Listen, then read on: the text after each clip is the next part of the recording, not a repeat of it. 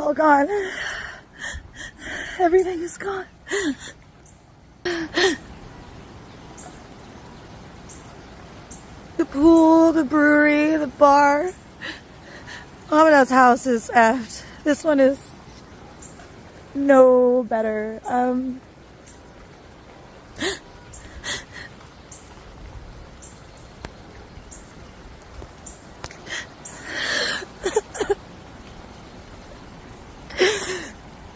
Everyone's alive. That's what matters. Everyone's alive. Oh, God.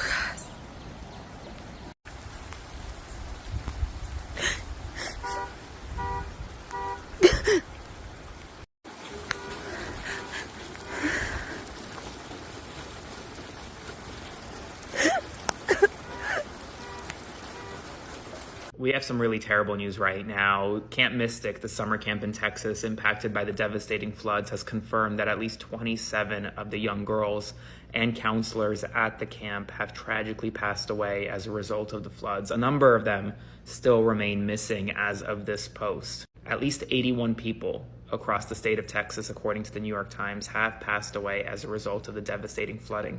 Local officials and federal officials continue to work to try to help with recovery efforts, and a top Travis County official in Texas is saying that both FEMA and the National Weather Service are absolutely critical, saying, quote, "Our emergency apparatus in Travis County and in the state of Texas, frankly, would not work without the assistance of FEMA and the National Weather Service." This is according to Judge Andy Brown. Please keep everyone in Texas impacted by the floods in your prayers, as I will as well. Spread the word and follow along to update on all the news that you need to know about. I'll have more to come very soon.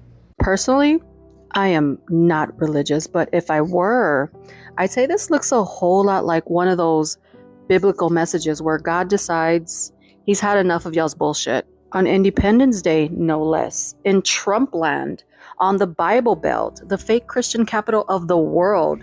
I see you, Kirk County. 76% of y'all went for Trump, and now you're flooded, drowned, unfortunately, and washed away. Tragically, but also ironically, Camp Mystic, where a lot of those children were victims, is a Christian summer camp for girls. But if you read your Bible, you know that God loves a good flood when his people disobey. And he's got a long track record of snatching children's lives when he's trying to prove a point. So maybe MAGA is right. Maybe this isn't climate change at all. Maybe it's a good old-fashioned divine lashing.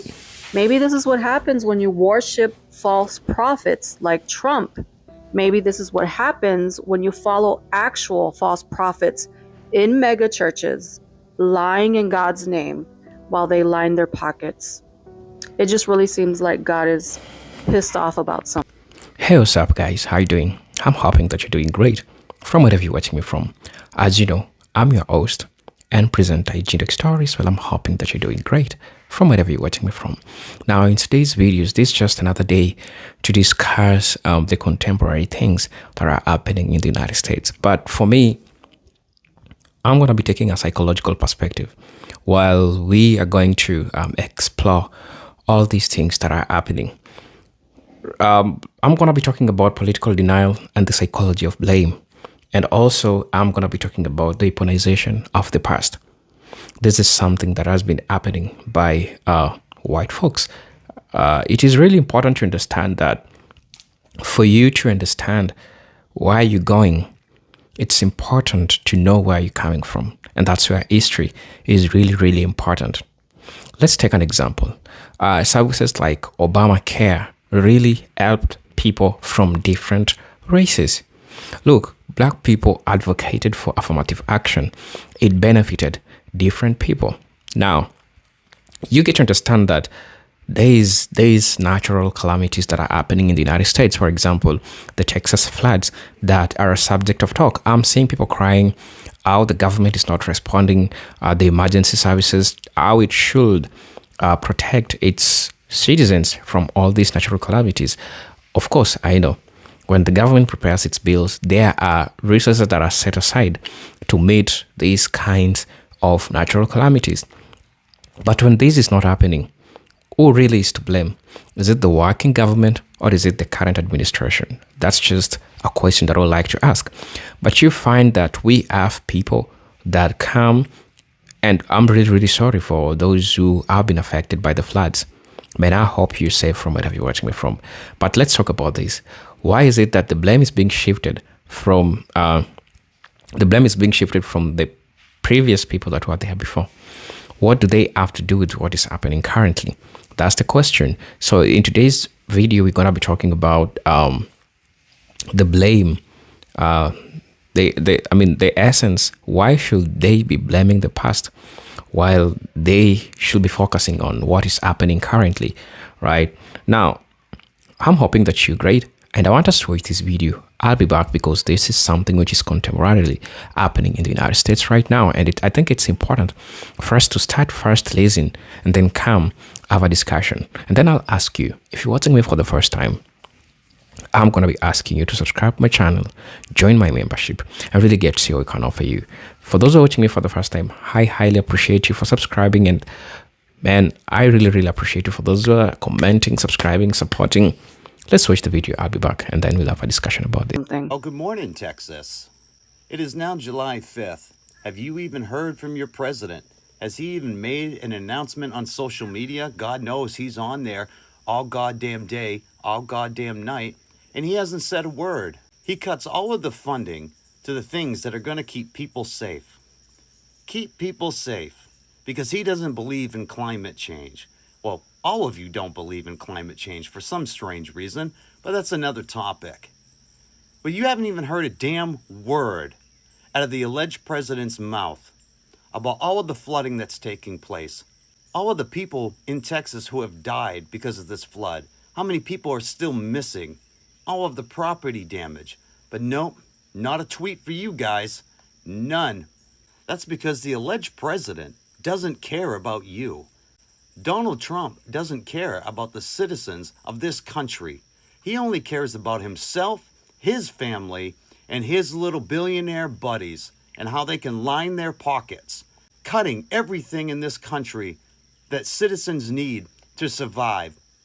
The Weather Service, NOAA, all of these things, FEMA. Who's going to help you rebuild?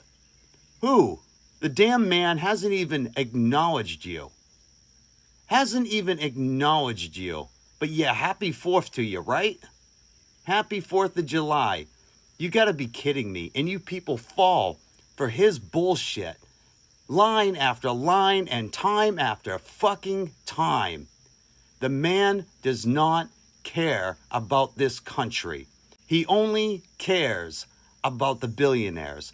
He only cares about how anything benefits him. The rest of us and the rest of this goddamn country, we are disposable.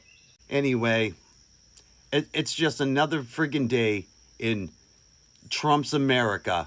Like, share, follow for more. This is Grim with Get the Rant, and I'll see you all in the next video. So there was a horrible flood in Texas. Dozens of people are missing and feared dead. Flood damage is in the millions, maybe billions of fucking dollars. Whole families just washed out. But before anybody in the state of Texas tries to blame any of this on anything other than the inability of the government, both the state and the federal, to do anything other than slash taxes and shit, stop. Stop. Cost cutting cost lives. I'm sorry, but it's true. Trying to do more with less gets people killed. This is a simple mathematical equation. If you cut funding for the National Weather Service, if you cut funding for NOAA and fire people that work at both, people don't know what is going on with the weather. And if you do it just so that you can haul out a massive tax cut, lives will be lost for absolutely nothing. I am saying this as a tax-paying American citizen. You can't be the greatest country on earth. You can't be the richest country on earth and see something like a natural disaster and blame anybody other than the actions of the people in charge. You're so powerful, yet you couldn't predict when a flash flood was going to come. We're so star-spangled awesome, yet we can't take care of something like people in need during a natural disaster. How fucking great could you possibly be?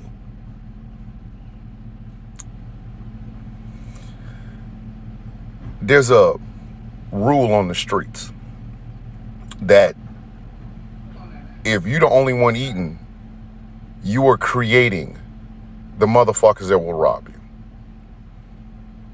If you eating but nobody else is eating, what you have set up is a group of motherfuckers that will rob you. They are going to rob you. How the fuck are you going to celebrate that your team is winning and you eating and everybody eating, but there are people on that team that are starving? They're not making any money on the streets, and they will be the first motherfuckers to rob you. Same thing here. You cannot call yourself the greatest country on earth if a flash flood happens, and because of your need to cut the taxes of every fucking rich person, you do not have the resources, nor do you not even know when something like this is going to happen. You can't have it both fucking ways. If you are great, then that means shit like what is going on in Texas doesn't happen. Or if it does, you try to save as many lives as possible. Minimum loss of life. And this is a failure, not just of the state government being ran by old Hot Wheels himself, Greg Abbott, but a failure of the federal government. When planes fall out of the sky or they collide in midair, and you have fired the head of the Federal Aviation Administration and several air traffic controllers because you think there's waste, fraud, and abuse, you cannot blame that on anything other than your own fucking actions. DEI ain't got shit to do with that. Lives are being lost because of your cost-cutting effect, your ineffective cost-cutting. There's no magical, it's not a magical bullet. It's common fucking sense. Less air traffic controllers and no head of the FAA means mid-air collisions and people die. No one at NOAA, NOAA, or cutting funding for NOAA and cutting funding for the National Weather Service means the populace is unaware of when storms and natural disasters happen and lives are lost. You cannot say that shit. You cannot see that, have that happen, and then say we're the greatest country. No, the rules do not allow that. You can say it, but the loss of life is going to prove you otherwise. And again, this also comes back to voting smartly. An uneducated populace believes words coming out of mouth rather than actions being done. And that uneducated populace, guess who's going to be the first motherfucking ones to get harmed or hurt in mid-air collisions or natural fucking disasters? That same populace. What kind of star-spangled awesomeness can you fucking get out of that? Yeah, we signed a bill. Yeah, and my motherfucking house blew away with a tornado that I didn't even know was coming. Yeah, we got B-12 flyovers, and that's fucking fantastic. But my wife and my kids just drowned in a flash flood I didn't know a fucking thing about. I'm sorry, y'all. This need to feel like we're the most greatest awesome thing ever is bullshit. How you gonna be awesome and that much loss of life based on people not knowing something like that's about to happen? Or cutting funding for the people that would help people in those situations, like FEMA. And why in the fuck would you vote for anyone who would do that? Does self-preservation not come into any of this? Are those slogans so fantastic that you can float on them? Can you grip onto them when your plane is collided with a Black Hawk helicopter and is falling out of the sky? Elections have consequences. Cutting shit has consequences. Underfunding things that people need to know what the weather's going to be like has consequences. It should not take this amount of loss of life for people to learn that. That's all I'm saying. Hi, I'd like to take this time to remind everybody that the reason that the Texans had no idea that a giant flash flood that killed 20 plus people was going to be coming to them was because the Trump regime has defunded not only the National Weather Service, but also what's known as NOAA, NOAA, or National Oceanic and Atmospheric Agency. Both of those things are how we predict weather events like this. And I've also heard people say anyone blaming Trump is actually insane because this was a flash flood. Newsflash, we can predict flash floods. That is why every single year before this you have gotten text messages on your phone or in your weather app about flash floods that are coming to your area. They give you notice so you have time to leave so people don't die. However, when you have a regime, an administration, if you want to call it that, that is defunding all of the national agencies that are supposed to inform you about the weather, they're flying blind. They don't know anything because they have less weather balloons. They are not collecting data because they're not able to. And first of all, let me say again, I'm not backtracking on my fuck around find out, okay? I very much want everybody to know that if you voted for this man, this is on you. And he said he was going to do this. It was not a secret. If you had read any articles or listened to anyone besides him, you would have known that. But where I can't hold that mentality is for the kids. These were children. Yes, not all of them were children, I don't believe, but plenty of them were kids whose parents voted for this man. They didn't vote for him. They just live in Texas. Their literal children will keep getting hurt and actually dying from stuff because they didn't do their research before they voted for this man. Anyway, beating a dead horse, okay? People know that it is their fault. And if they don't, hopefully this was your wake-up call. This is partially on you for voting for that man. I'm saying partially because it's this man's fault for being an evil dictator, right? But you put him there. You gave him the ability to defund everything that keeps us safe. And yes, I mean everything, because while we're talking about weather right now, please do not forget that they just defunded SNAP and Medicaid on large scales. Something else he did or wants to do is dismantle FEMA entirely, which, if I'm not mistaken, Congress is the only place that can actually dismantle it, but he absolutely has the ability to cut its budget and rearrange it, which is what he's doing. And if you don't know, FEMA is like our natural disaster relief program that helps people get back on their feet after natural disasters. And yes, it's a flawed system, but we could fix it instead of getting rid of it entirely. And so I can't really tell you how to prepare for extreme weather events because that is not my forte, but what I can tell you is to have a go bag. In the case that a natural disaster just hits you and you have no time to prep because that is what's going to be coming. We're not going to know that things are coming. We will not prepare. People will die. It's literally that simple and that straightforward. That is what's going to keep happening. It just happened in Texas. It's already happening. And we're what, a few months in? So just be prepared, like the most that you can. Because odds are in the next 4 years, you are going to be in a situation with a natural disaster, hurricane, tornado, flooding, a giant blizzard. You're going to have to leave your house on very short notice because the weather people don't know what's coming because they've been defunded. Children are literally dying. That's it. That's the video. Hello guys, welcome back to the channel. Well, I'm hoping that you're doing great from wherever you're watching me from.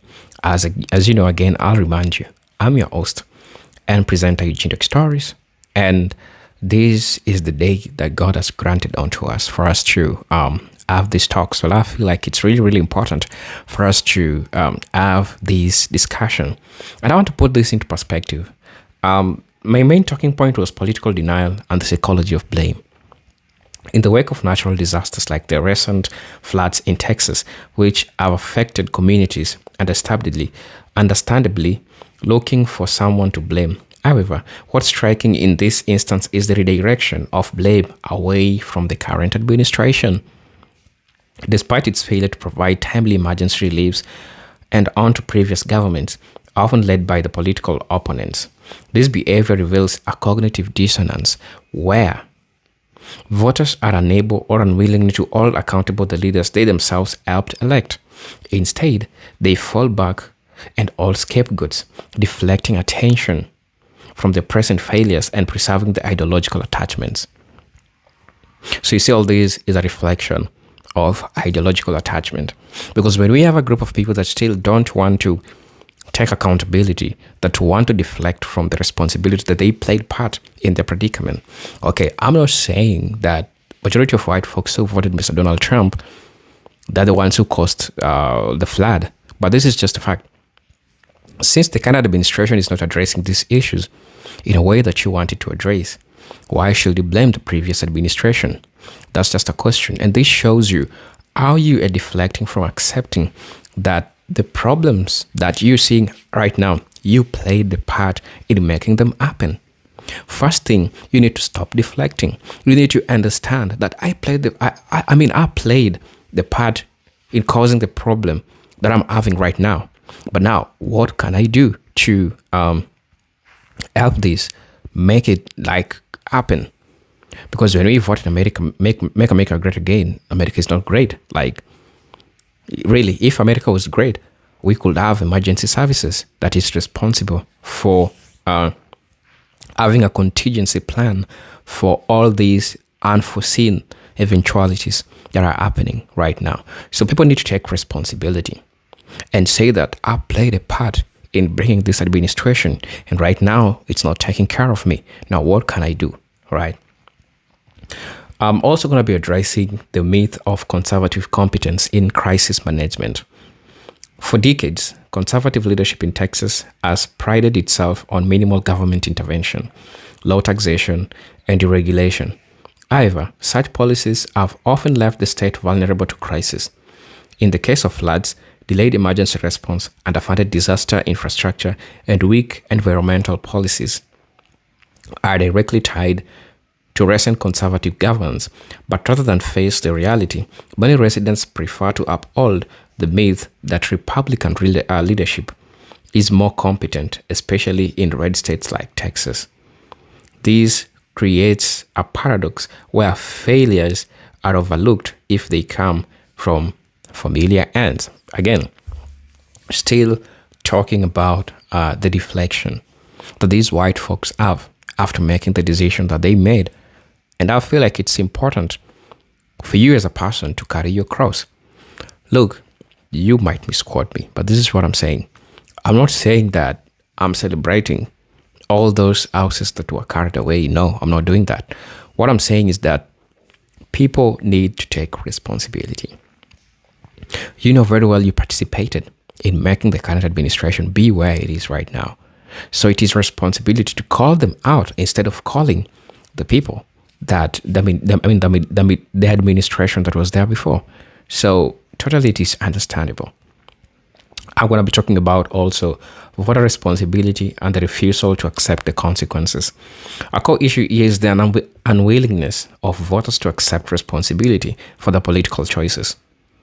Many of the same communities now experiencing government neglect in the wake of the floods were vocal in the support of anti-federal, anti-regulation, and anti-welfare rhetoric. These ideological commitments result in weakened public safety systems. But when disaster strikes, the same voters accept swift federal intervention, revealing a contradiction. They want the benefits of strong government during crisis, while voting for leaders who promise to dismantle it during stability. It's like throwing a jacket because it's sunny. Don't you know that there is a time that will come that will get cold? You'll need the jacket. In short, take responsibility. That's what I'm trying to say. People need to take responsibility of what they're doing. It's about time we stop playing the blame game scenario and all these deflects that are happening. It is time for people to take responsibility. That's what I'm trying to say. I'm also going to be talking about the weaponization of the past. Yes, this is something that's been happening. Blaming previous administrations, especially democratic ones, serves as a convenient political tool. Even when those past governments are no longer in power, they are used as a symbolic villain. The tactic allows current leaders and their supporters to evade accountability. It's Biden's fault. Oh, it's Obama's fault. It's Obama's failure. It's all democratic climate policies. Become default talking points, even if the real-time failures are clearly due to present-day mismanagement. The distortion of cause and effect is a form of political gaslighting, upheld by media echo chambers that recycle partisan blame narratives. And you know them. Do you want me to call the names? No, I'm not going to be doing that because you know them, right? You know all those mainstream media that keeps on pushing the agenda that the previous leaders are the ones who are responsible for the problems that are happening right now. While this is just the current government trying to evade accountability. This is what is happening. I'm going to be talking about media influence and echo chambers as my next talking points. Right-wing media ecosystems play a critical role in shaping blame deflection. Outlets like Fox News and various conservative radio programs continually reinforce the idea that Democrats are responsible for national decline, regardless of the context. In moments of crisis, their messaging pivots to protect the political brand their audiences support. As a result, even when Republican leadership fails in delivering flood response or maintaining infrastructure, the base is insulated from the truth, wrapped in a narrative where past democratic governance is blamed for every present hardship. This is what is happening. What can they do to correct this? They don't have nothing that they can do to correct this. Is to deflect and use all these mainstream media outlets to support all the things that are going wrong right now that you're seeing. Let's talk about the climate change denial and the price of ideology.